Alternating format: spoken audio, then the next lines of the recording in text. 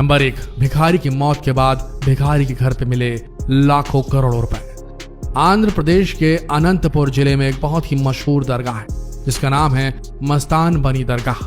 सुबह सुबह के वक्त इस दरगाह के करीब एक पुलिस स्टेशन को यह सूचना दी गई कि इस दरगाह पर बैठने वाले एक अधिकारी की मौत हो गई है। पुलिस वाले जब मौके पर पहुंचे तो वहां के लोगों से पता चला कि भिखारी नींद में था और नींद में ही उसकी मौत हो गई।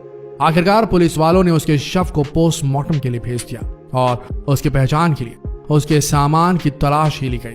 जब उसके सामान की तलाश ली जा रही थी और जैसे ही पहली पोटली को खोला गया, वहां पर मौजूद सभी पुलिस वालों की आंखें फटी की फटी रह गई। पहली पोटली ही लाखों रुपयों से भरी हुई थी और वहां पर ऐसी बहुत सारी पोटलियां मौजूद थी, न जाने कितने करोड़ थे वहां। जब एक एक पोटली को खोला गया तो उसमें लाखों रुपए और लाखों के चिल्लर मिले। सभी के सभी पैसों से भरे हुए थे। पुलिस वालों को इतने सारे नोट मिले कि उसे गिनने के लिए उन्हें कई घंटों लग गए। करेंसी काउंटिंग मशीनें बुलानी पड़ गई, लेकिन वहां मौजूद लोगों को अभी भी यकीन नहीं हो रहा था कि किसी भिखारी के पास इतने सारे पैसे भी हो सकते हैं। वहां के आसपास के लोगों ने बताया कि 12 साल से इस दरगाह के बाहर भीख मांगकर अपना गुजारा करता था और इसे देखकर कभी नहीं लगा कि इसके पास कभी इतने सारे पैसे हो सकते हैं। यह हमेशा दुकान वालों को नोट के बदले चिल्लर दिया करता था। हालांकि उसकी मौत के बाद उसकी पहचान नहीं हो पाई, क्योंकि ना ही उसकी पोटली में से कोई आधार कार्ड मिला, ना ही कोई ऐसा दस्तावेज जिससे उसकी पहचान हो सके। इसी तरह मुंबई में रहने वाले कुछ भिखारियों के किस्से भी आपको सुनाते हैं। नंबर 2, 80 लाख के फ्लैट में रहने वाला भिखारी। आपको यकीन नहीं होगा कि मुंबई में रहने वाले एक भिखारी के पास 80 लाख का फ्लैट पाया गया, लेकिन ये बात सच। मुंबई के परेल में भरत जैन नाम का एक भिखारी था और उसका पेशा था भीख मांगना। लेकिन जब आप इनके महीने की इनकम के बारे में सुनेंगे तो आप शायद बेहोश भी हो सकते हैं। आपको बता दें कि हर महीने भीख मांगकर 80,000 रुपए कमाता था और इतना ही नहीं, हाल ही में 80 लाख का एक फ्लैट भी खरीदा था। इसके अलावा इन भाई साहब के पास खुद की एक दुकान भी थी जिससे उन्हें हर महीने इन्हें 12,000 रुपए का किराया मिलता था। बाद में बात जब पता चली तो वह भिखारी मुंह छुपाने लगा। आगे बढ़ते हैं। नंबर 3, रेड डालने गए आईटी विभाग के अफसर घर में सुरंग और उसमें 1400 करोड़ का माल देखकर दंग रह गए। इनकम टैक्स की रेड के बारे में तो आपने सुना ही होगा। ऐसी एक रेड हाल ही में राजस्थान में हुई, जहां पर इनकम टैक्स डिपार्टमेंट ने 2 बिल्डर्स और एक ज्वेलरी व्यापारी के घर और दफ्तर में छापा मारा। देखिए, भिखारियों के बारे में आपने तो जरूर सुन लिया, लेकिन कुछ ऐसे भिखारी भी होते हैं जो हम यानी कि हम आम आदमियों के टैक्स का पैसा चोरी करते हैं। कभी कॉन्ट्रैक्ट लेकर, कॉन्ट्रैक्ट्स में, टेंडर्स में धांधली कर, घूस खिला हम टैक्स पेयर का पैसा लेते हैं।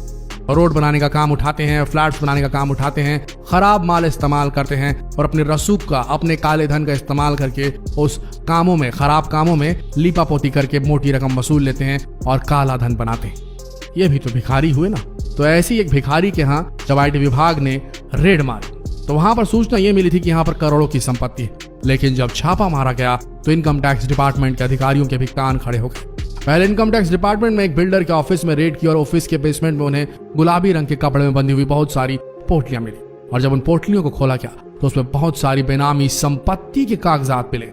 नोट नहीं भाई साहब, बेनामी संपत्तियों के कागजात। बताया जा रहा है कि इन सारी बेनामी संपत्तियों की कीमत करोड़ों अरबों रुपए में है। इसके बाद जब ज्वेलरी व्यवसायी के घर में छापा मारा गया तो उसके घर में एक सुरंग पाई गई जिसके अंदर 17 बोरियों में बहुत सारे जेवरात और पैसे बरामद हुए और इसके अलावा बहुत सारी बेनामी संपत्ति के दस्तावेज भी पाए गए। जब सारी संपत्ति का आकलन किया गया तो इनकम टैक्स डिपार्टमेंट वालों का कहना था कि ये सारी संपत्ति 550 करोड़ रुपए के करीब थी।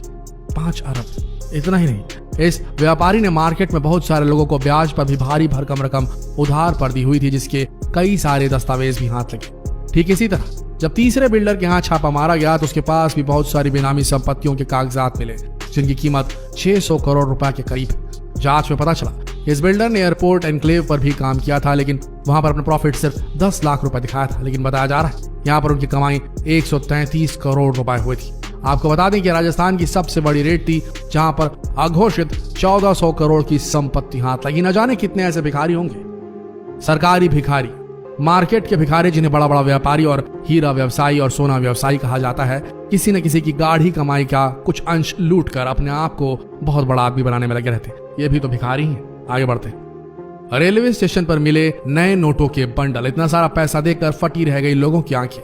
यह मामला उस समय का है जब नोटबंदी हुई थी गरीब लोग तो बेचारे एटीएम की लाइन में खड़े होकर जैसे तैसे पैसे निकाल रहे थे, लेकिन भ्रष्टाचार में डूबे हुए कुछ लोग ऐसे भी थे जिन्हें ये नए नोट बड़ी आसानी से मिल जा रहे थे। और ऐसा एक मामला सामने आया था। मंगलवार का दिन था।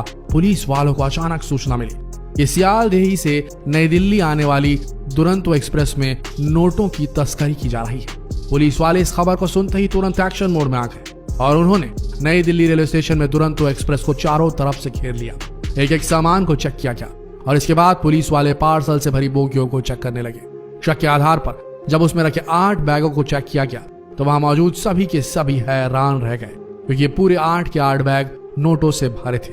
जब इनकी गिनती हुई तब पता चला कि करीब 24 लाख रुपए हैं। सबसे हैरानी की बात यह थी कि सारे के सारे नोट नए थे और बाकायदा सीक्वेंस में थे। सोचने वाली बात यह भी थी कि नोटबंदी के वक्त बैंक वाले भी नए नोट नहीं दे पा रहे थे। फिर सोच कर देखिए आखिर इन लोगों के पास इतनी भारी भरकम में नए नोट कहां से आ गए। ये दुनिया बड़ी अजीब है, रंग रंगीली है। इसमें इतने सारे रहस्य दबे हुए जिन्हें उखाड़ कर निकालने में वर्षों लग जाएंगे, लेकिन चाहिए तो बस वो आंखें, वो पारखी निगाहें और आप देखना शुरू कर देंगे कि कितनी बदहाल हो चुकी है आज की दुनिया। हर व्यक्ति लूटने खसोटने में लगा है। जितना ऊंचा आदमी उतना बड़ा लालची, उतना ज्यादा बेईमान इंसान बनता है। बहुत विरले ही लोग आपको मिलेंगे जिन्हें आप सज्जन कह पाएंगे आज के जमाने में। हमारी नजर में तो वो मिडिल क्लास का व्यक्ति ही आज भी हीरो है, जो दिन भर के संघर्ष करता है, सफेद कमाई कमाता है, सफेद कमाई खर्च करता है और ले देकर अपने बच्चों को कुछ बनाने की कोशिश करता है। हमारी नजर में सिर्फ वही वर्ग है जो लगता है कि हीरो है और इस समाज का असली निर्माता है। बाकी ऊपर के लोग और नीचे लोगों का कहना मुश्किल है। दोनों ही समाज का बड़ा नुकसान कर रहे हैं। आपका क्या मत है कमेंट सेक्शन में जरूर लिखें और जितना हो सके इस वीडियो को शेयर करना ना भूलें। फेसबुक पर, व्हाट्सएप पर और